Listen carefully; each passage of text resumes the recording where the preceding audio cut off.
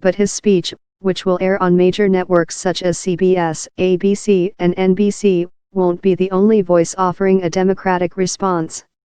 Resistance groups that formed in response to the 2016 elections, longtime D.C. advocacy institutions, activist celebrities, and even another member of Congress are all planning to talk back to the president before and after the State of the Union address. The Democrats' Spanish-language response will be given by Elizabeth Guzman, who was elected to the Virginia House of Delegates in November amid Democrats' surprisingly strong showing in the off-year down-ballot elections in the state. These events have the potential to amplify and expand on whatever Kennedy has to say and raise the profiles of a diverse group of movement leaders, but also to potentially complicate or distract from the party's central message. On Tuesday night in Washington, D.C., there will be a protest along President Trump's State of the Union motorcade route. A grassroots social media effort launched in mid-January has been urging liberals to deprive the ratings-conscious president of high TV numbers using the hashtag number SOTA blackout. Watch SOTU online after it airs via YouTube, MSNBC, or CNN. Don't DVR or watch it live, tweeted one early proponent of the idea. It's unclear how this would work in practice, since audience estimates are compiled by Nielsen Media Research based on a small sample of households, numbering in the thousands. For the rest of the country, their decision to watch or not won't affect the ratings. After the speech Tuesday night, Representative Maxine Waters, D. California, who has repeatedly called for the president to be impeached, will address the nation at the top of a special report on BET.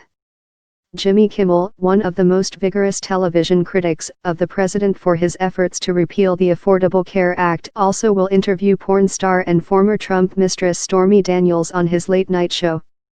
Alyssa Milano, who helped popularize the #MeToo hashtag, is asking followers to share short videos and tweets describing your dream for America along with the hashtag #StateOfTheDream to show their support for the young immigrants covered by DACA and the advocacy group United We Dream.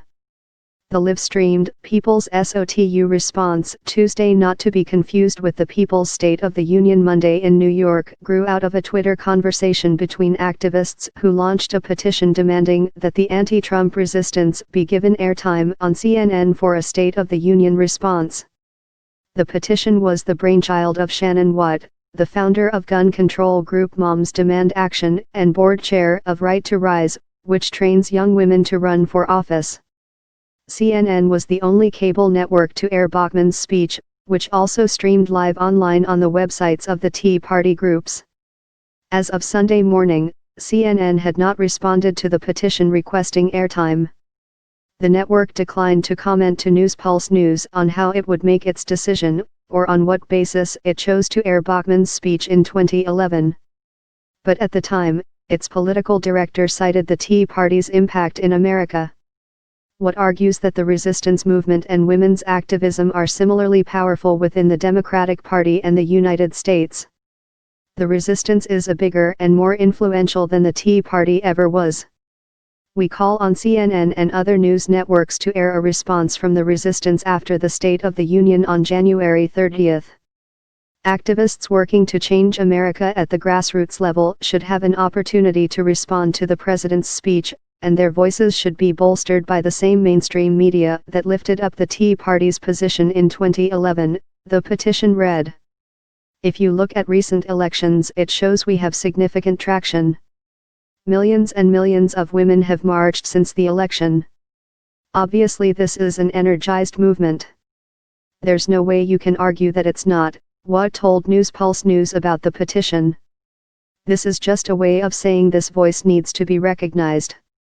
This is really coming up organically, which is at its best, what we can leverage social media for, added Packnet. We have never let traditional or mainstream outlets dictate our truth, and I don't anticipate that this will be any different.